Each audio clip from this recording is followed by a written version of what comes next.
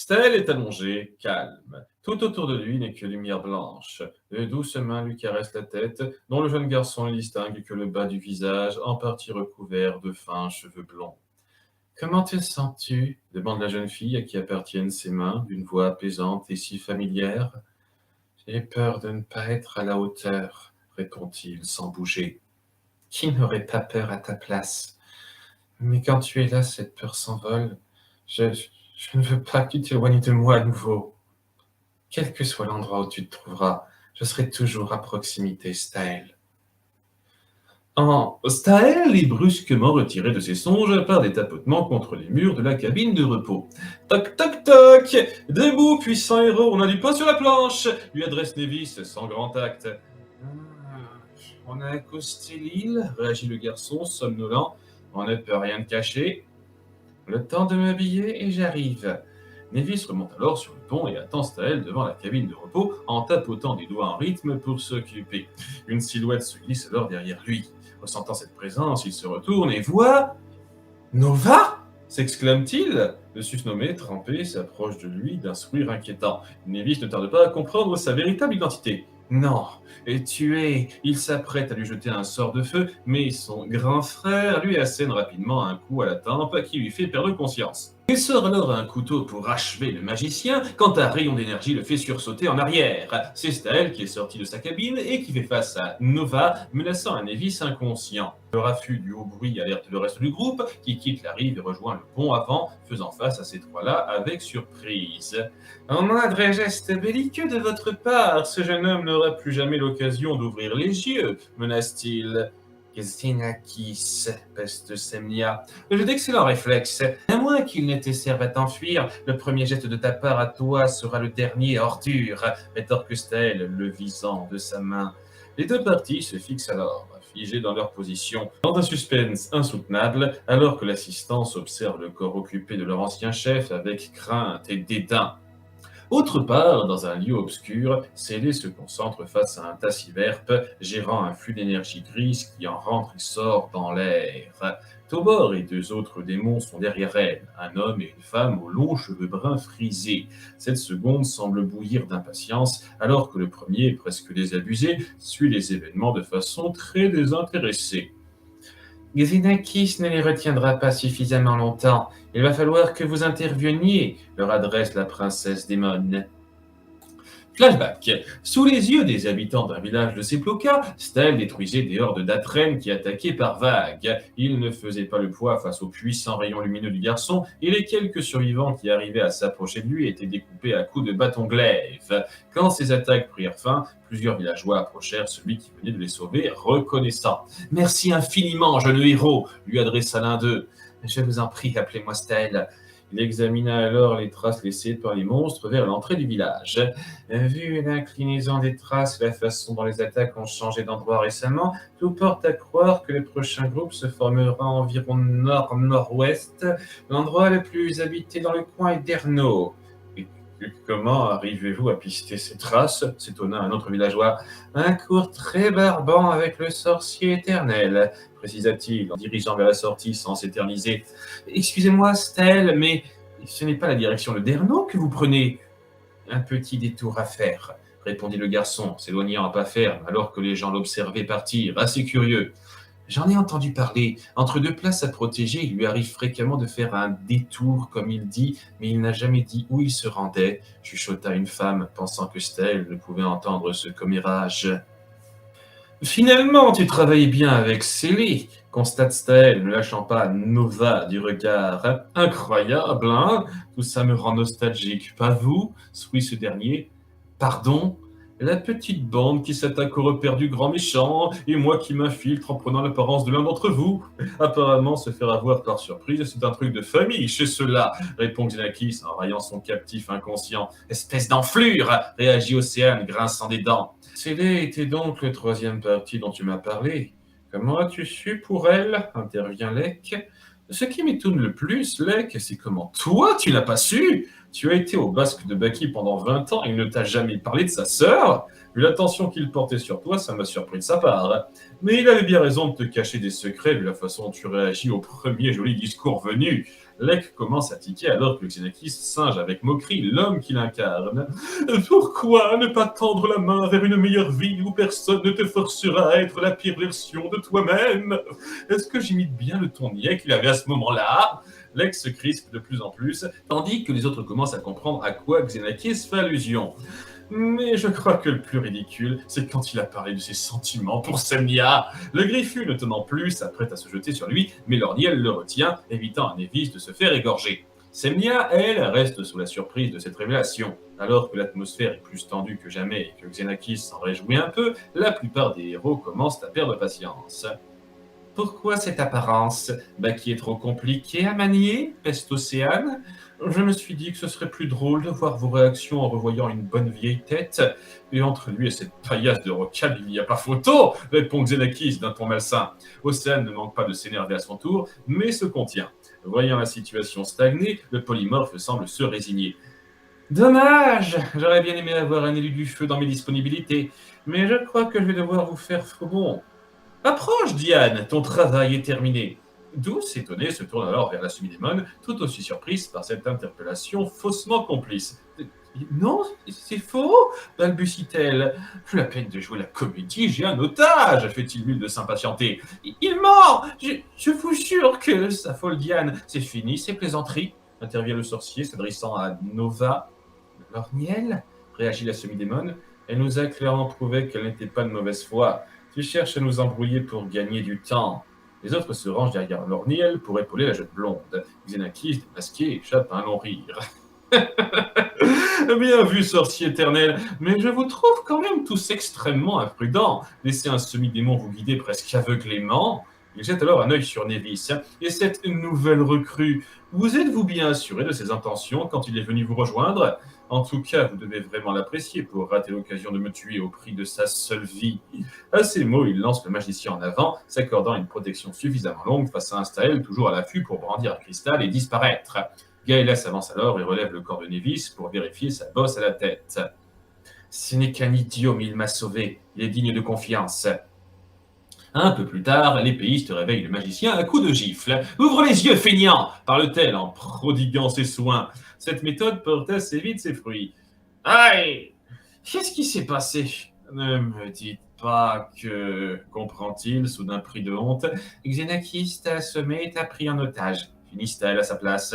« Pourquoi j'ai la désagréable sensation d'être bon à rien depuis que je vous suis ?» Sur la plage de l'île, Lorniel et Océane inspectent le corps sans vie de Zéphyr, alors que Diane le pleure silencieusement, regrettant de ne pas avoir pu vraiment le connaître. Les grosses traces de doigts sur son cou semblent indiquer une exécution musclée du démontobore qu'ils ont croisé.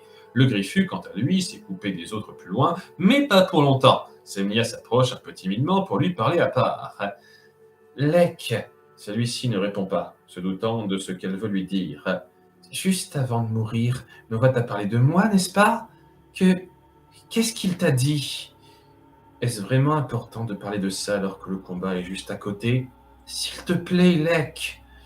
Il m'a juste invité à changer de camp en posant sa lance, c'est tout. Je ne sais pas ce que Xenakis a pu entendre de lui en dehors de ça, ou comment. C'est un serpent qui a beaucoup de ressources. La plupart de ce qu'il dit n'était que mensonge pour nous embrouiller. Très bien, accepte-t-elle, peu convaincue par cette explication. S'étant regroupé près du bateau désormais ancré à la plage, le groupe est en train de réfléchir. Alors que Lorniel et Océane finissent de partager leurs observations sur le cadavre du jeune semi-démon, ils devisent alors sur le vieux semi-démon encore bien vivant qu'ils viennent de croiser. Ils voulaient sûrement nous retenir, mais quel serait l'intérêt de nous faire explorer la seule grotte très apparente de cette île plus tard que prévu, se demande Lorniel. Peut-être que Céline n'a pas totalement terminé son déménagement et qu'elle ne veut pas qu'on la gêne, dit Océane, sarcastique. J'y vais tout de suite, lance-t-elle en se dirigeant à pas sûr vers l'entrée. Ce n'est pas un peu risqué, s'inquiète Nevis. Quoique prépare scellé, je n'ai pas envie de rebrousser chemin tranquillement en attendant qu'elle attaque. Je vais voir ce qui se passe là-dedans tout de suite, rétorque le jeune garçon. Mais tu ne seras pas seul. Nous ne sommes pas venus pour rien, nous non plus, le complète Semnia. Chacun se met derrière la chef, Nevis hésitant plus que les autres et Diane timidement rassurée par Océane. Je ne vais pas te laisser faire des bêtises tout seul, sourit Gaëla. Merci les amis, sourit Staël à son tour. Le groupe pénètre alors la caverne, qui se montre bien plus vaste qu'elle ne semblait l'être en surface, les souterrains formés s'étendant tels qu'on en discerne pas la fin, en dépit de l'éclairage suffisant qui émane de la roche. La paroi a clairement été creusée par magie. Si d'autres voies ont été créées récemment pour nous perdre, elles devraient être discernables, commente Lorniel. C'est bon à savoir, note Semnia. Diane avance avec beaucoup d'appréhension derrière les autres. Océane lui attrape alors le bras. Tu as peur de revoir scellé, pas vrai? La blonde acquiesce timidement de la tête. Ne t'en fais pas, Staël va la ratatiner. Et je suis juste à côté, la rassure-t-elle. De son côté, Gaëla s'approche de Staël, ne pouvant s'empêcher d'être appréhensive devant la voix inconnue qui se déploie face à eux. Ça fait plaisir de te voir sûr de toi, mais n'oublie pas de rester vigilant. Le groupe, et ça m'inclut la première, ne tient vraiment pas à te perdre, lui adresse-t-elle. Ne t'inquiète pas, plus jamais je ne relâcherai mon attention. Flashback. Staël pénétrait un château, désormais abandonné, qu'il avait déjà eu le loisir de visiter. Maintenant que son ancien propriétaire était mort, le repérage y était grandement simplifié. Le jeune garçon se rendait dans l'endroit où il avait combattu contre l'archer blond avec sa moitié à l'époque. Arrivé sur place, il attendait, le regard désireux, mais en même temps blasé. Cela n'était pas la première fois qu'il revenait ici après sa victoire. Une heure passa. Staël, de plus en plus impatient, finit par craquer. Pourquoi tu ne te montres pas? Il y a tant de choses que je veux te dire. Même une seule minute. Je veux te revoir encore une fois. Juste un instant. Éclata-t-il. Dans son désarroi, il frappa le mur du poing, détruisant la roche qui tomba plus bas. Frustré, il commença à partir, et quand il sentit, avant de quitter la pièce, quelqu'un apparaître derrière lui. Il se retourna à toute vitesse, mais fut surpris de ne pas voir la personne escomptée. Elle doit te manquer terriblement.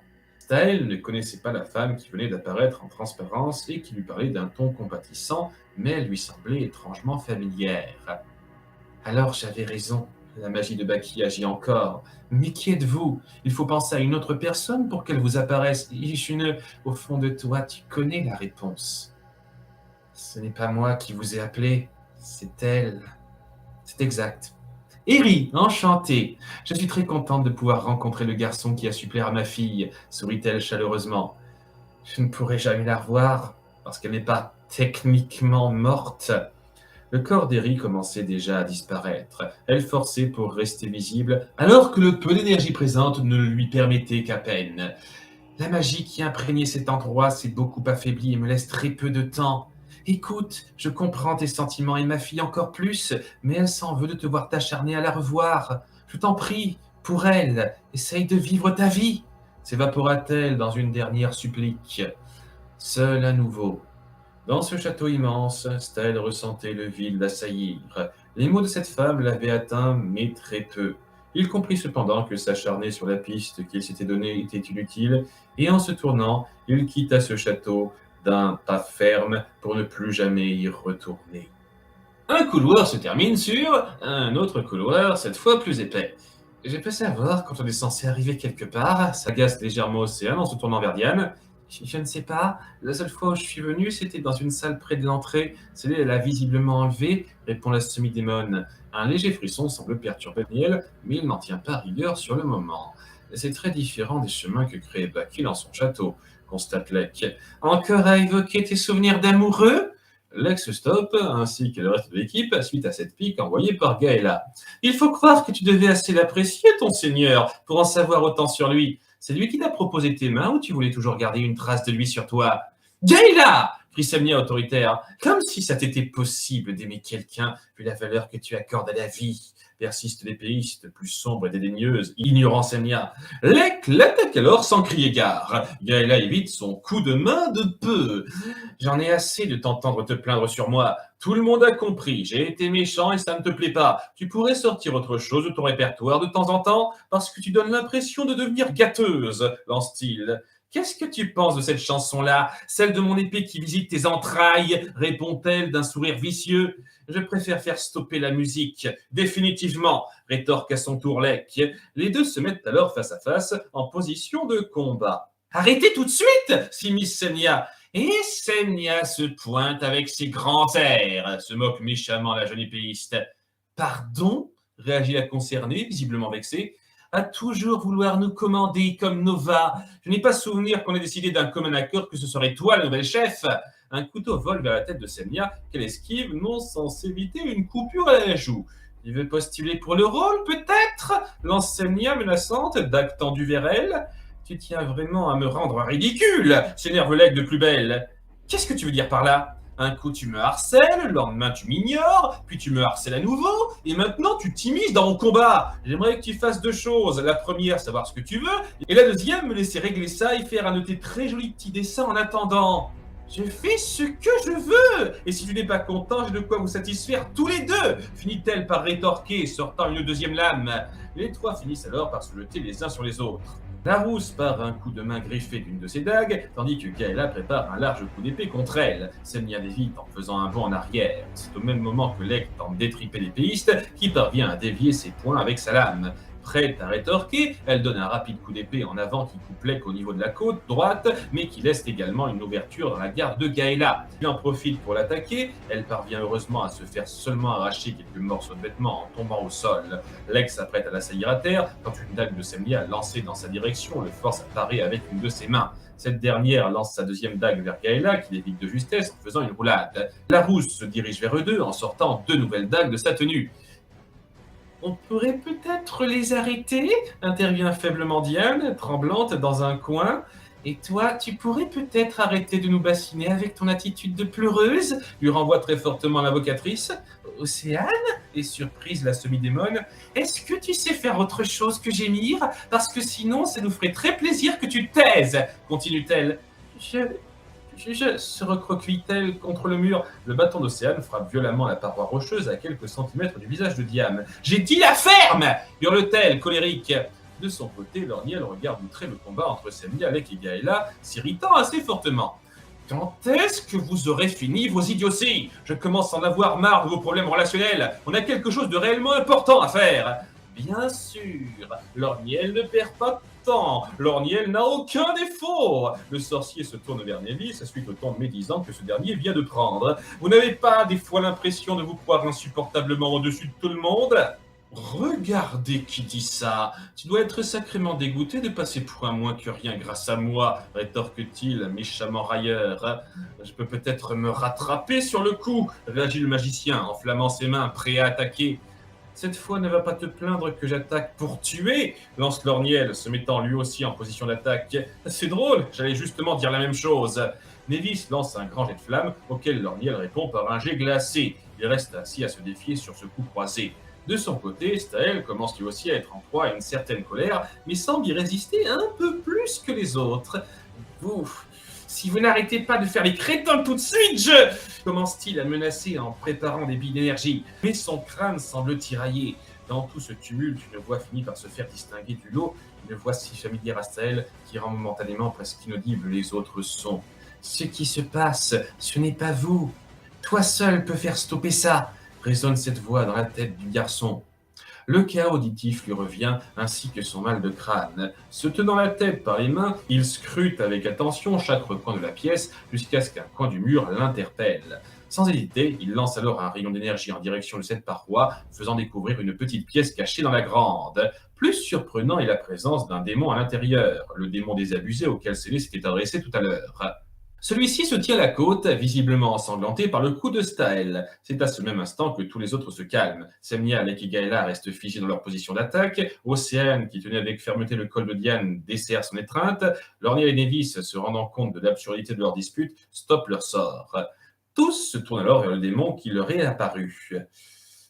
C'est lui, c'est le démon dont je vous ai parlé, réagit Diane. Le deuxième démon à avoir engendré les semi-démons, comprend Semnia. Après un court regard glacial et dépité vers le groupe, le dit démon ne tarde pas à s'évaporer en brandissant un cristal similaire à celui de Xenakis avant que le groupe ne se prépare à l'attaquer. Ils soufflent des pulsions qu'il leur a infligées et se sentent un peu mal de leur comportement à l'instant, déplorant en silence ce qu'ils ont risqué de faire. C'est lui qui nous faisait faire tout ça, s'étonne Névis, encore abasourdi.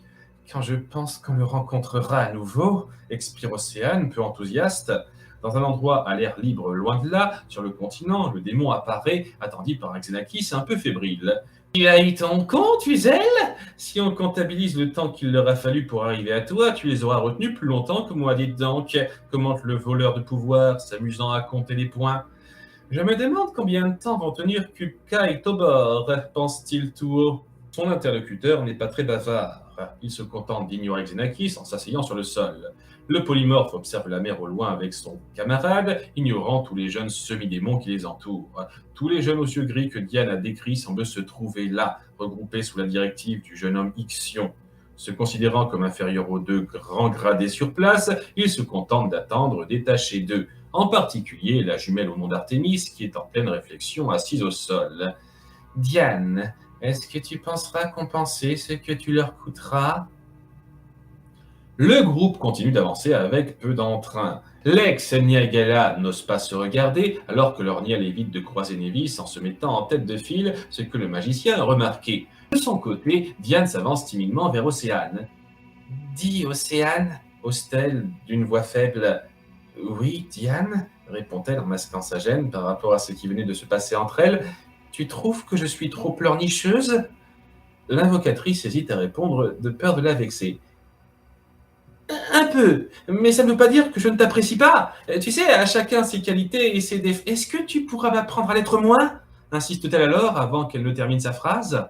Agréablement surprise par cette réplique pleine d'initiative, Océane lui sourit, bienveillante. On prendra le temps pour ça, se ravit-elle, égayant la blonde également. Kayla discute avec son frère, un peu éloigné des autres, évitant de penser à Larry ce qu'elle a plus ou moins volontairement provoqué, elle tient à féliciter le héros du moment.